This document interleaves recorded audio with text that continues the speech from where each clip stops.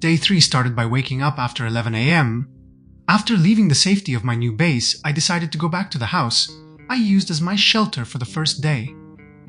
While doing so, I carefully backtracked along the tree line I already explored. In CDDA, doing this is one of the key objectives in order to survive.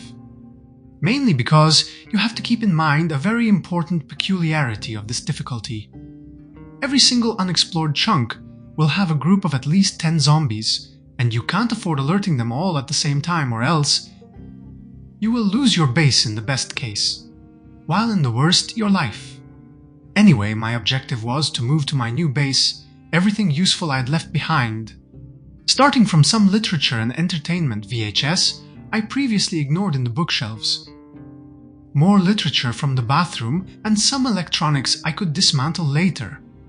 While the main reason I went back was in the cabinets. To be precise, all of the loot I left there the first day. Plus, considering I didn't have a pillow in my new base, I took the one I left on the bed. After that, backtracking my way here, I reached the safe house. First thing back home, I deposited my literature in the bookshelf. Added sheets to all the first floor windows in order to cut the zombies' line of sight. But I left the kitchen door sheet opened. Otherwise, the whole building will be dark, even during daytime. Then I went upstairs, deposited the extra sheets in the shelf, and placed my 2 pillows on the bed. Back to living room. In the drawer under the television, I placed down my cigar, a pair of earbuds, some spare writing tools, and my small VHS collection.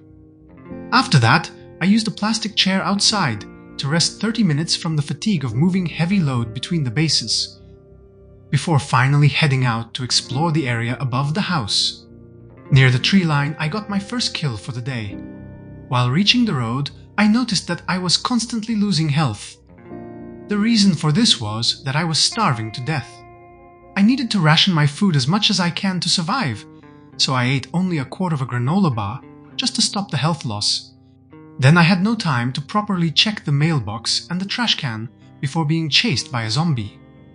Despite I was armed, considering the limited amount of weapons I have, I won't use them unless I'm forced to. In fact, for now, I will keep using my feet as much as I can. After dealing with the first 2, the fight attracted more. I was able to push down the first, but the second was a stubborn one, so I bonked him with my weapon and he finally got down in time to finish the first one. Then I pushed down the last standing and finished both with my boots. Approaching the gate, I noticed 2 more emerging from the forest within. Unaware of the real count, I started backing up. Good call considering that a third and fastest one left the tree line, only to start chasing me. In fact, he was the first to meet his end, followed by the next fast one.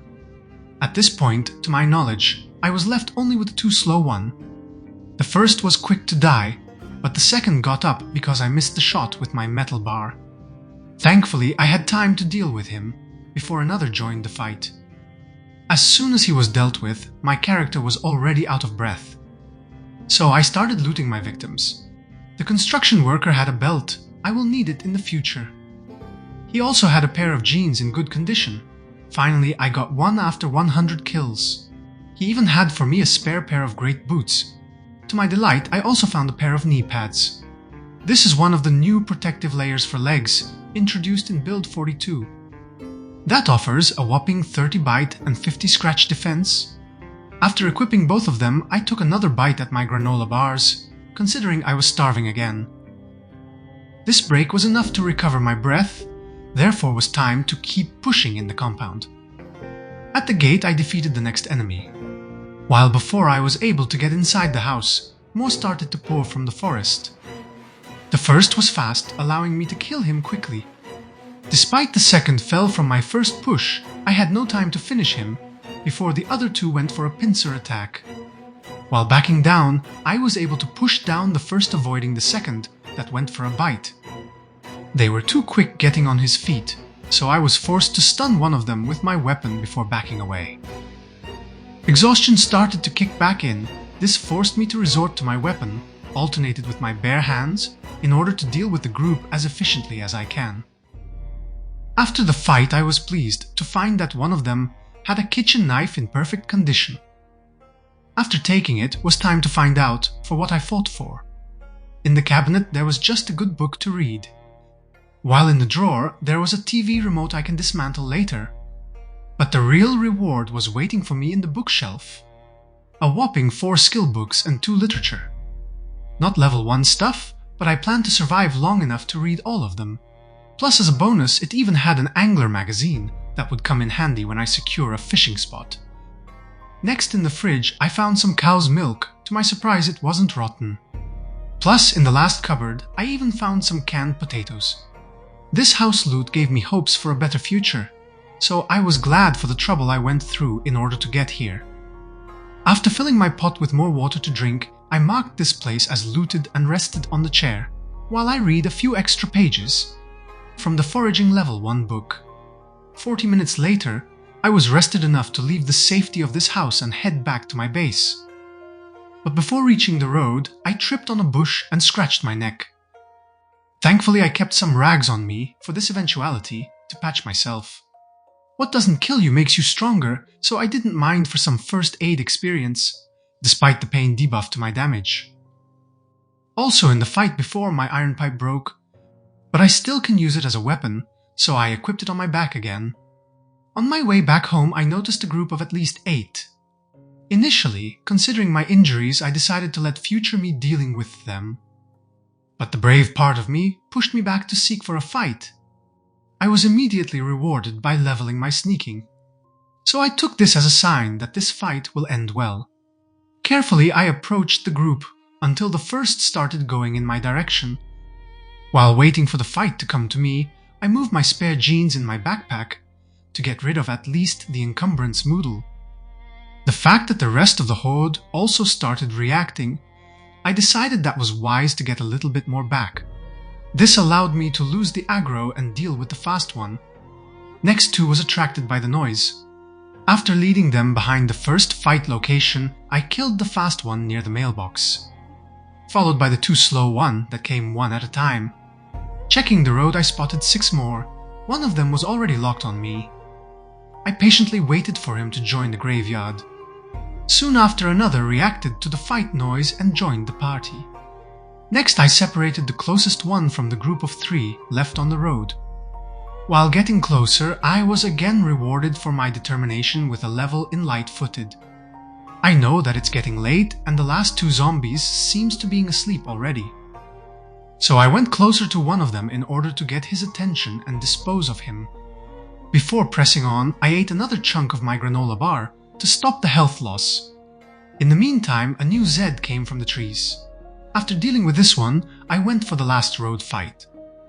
While checking the garbage, I moved out a garbage bag. This last one was hiding a mint candy between the rest of the trash. After removing the trash from it, I took also the garbage bag. Then, as soon as I got closer to the house, another Zed came to greet me. My feet accepted the hospitality. Next, before I was able to reach the doorstep, another tenant came out of hiding, followed by a second and a third one. While inside, I found a fourth admiring the view outside. I'm always sad to deal with this peaceful kind, but I'm sure they won't hesitate to exchange my weakness with a bite. A wise man once said, "Beware of the calm, for it holds the tempest within." And who am I to disagree with the wise one? Anyway, after this touching moment, I checked the basement, but sadly it had nothing to offer. Then back upstairs in the fridge, I found just a pickle. Considering only the 6 hunger reduction, I wished I could use it as a weapon instead. Next, in one of the cupboards, I found an empty saucepan I can use to store water and cook some food, plus a mortar and pestle if I actually manage to start making medicinal herbs. Next loot was waiting in the office upstairs. To be precise, an eraser I can use to remove markers from the map. While in the bookshelves, I found some literature. While from the kids' room, I obtained a heavy socks, quite useful to fight the cold. In the bedroom drawer, I found another great piece of literature. While in the bathroom, a spare plunger, I can use it to bonk some brain dead. The last good item was an adhesive bandage, and this building was done. I was pleased with myself for today, and it was time to head home. Once there, I deposited my cooking and herb utensils in the oven, the milk and candy in the fridge, literature in the bookshelf, new spare clothes in the clothing rack, the handle and plunger in the bedroom left cabinet, medical items and electronics in the right. At this point was a good time to cut up my spare belts. You cannot do this in the dark after build 42. So I was forced to keep my torch on and use the just acquired kitchen knife for the task.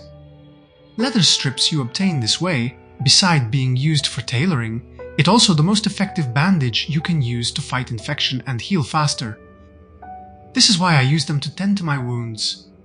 To finish the day, I needed to take my sleeping pills to fight the pain and finally get to my sweet dreams. Unfortunately, I woke up in a panic at 2 a.m. 2 hours is not enough to be in shape to face the next day, so I chugged more sleeping pills. While waiting for them to take effect, I tended to my wounds, and finally 1 hour later I was able to go to sleep again.